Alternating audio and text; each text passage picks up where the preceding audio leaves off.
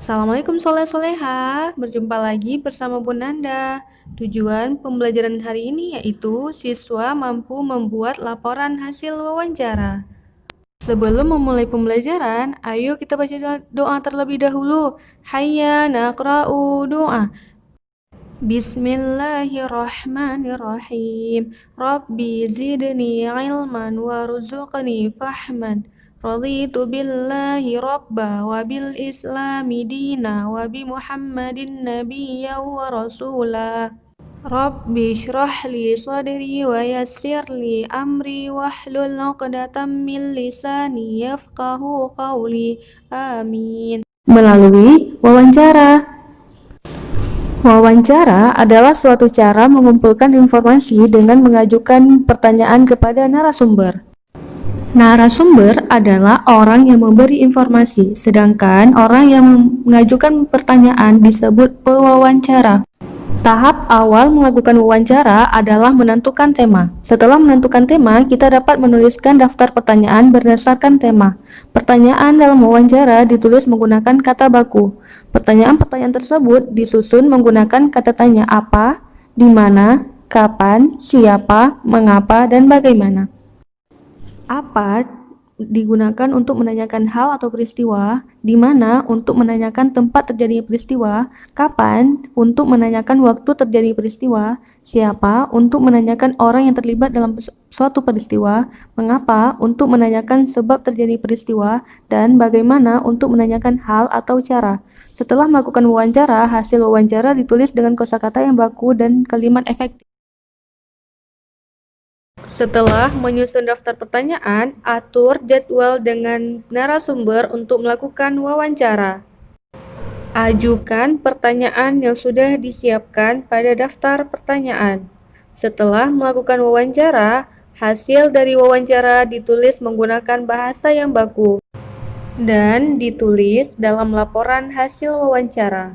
Laporan hasil wawancara berisi topik wawancara, tanggal wawancara, nama narasumber, nama pewawancara, daftar pertanyaan, dan jawaban yang diberikan oleh narasumber. Laporan hasil wawancara harus ditulis menggunakan kata baku dan ejaan yang sudah disempurnakan. Indonesia kaya akan ragam hewan dan tumbuhan.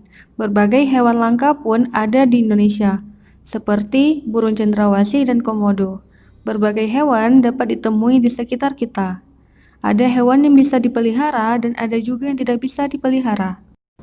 Kita patut bersyukur berada di negara yang indah dan kaya. Menjaga dan melestarikannya adalah bentuk syukur kita kepada Allah. Dayu sangat menyayangi hewan. Oleh karena itu, Dayu berniat untuk memelihara dan merawat kelinci.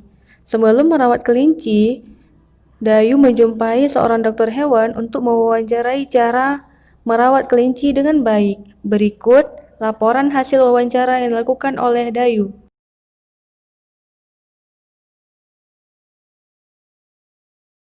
Berikut contoh laporan hasil wawancara sederhana. A.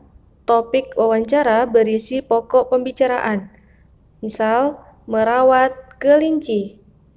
Tanggal wawancara berisi kapan waktu wawancara dilaksanakan. Nama narasumber berisi nama orang yang memberikan informasi atau orang yang menjawab. Nama pewawancara berisi nama orang yang mengajukan pertanyaan atau nama orang yang bertanya. Pertanyaan wawancara berisi pertanyaan yang diajukan oleh pewawancara. Jawaban wawancara berisi informasi yang diberikan oleh narasumber.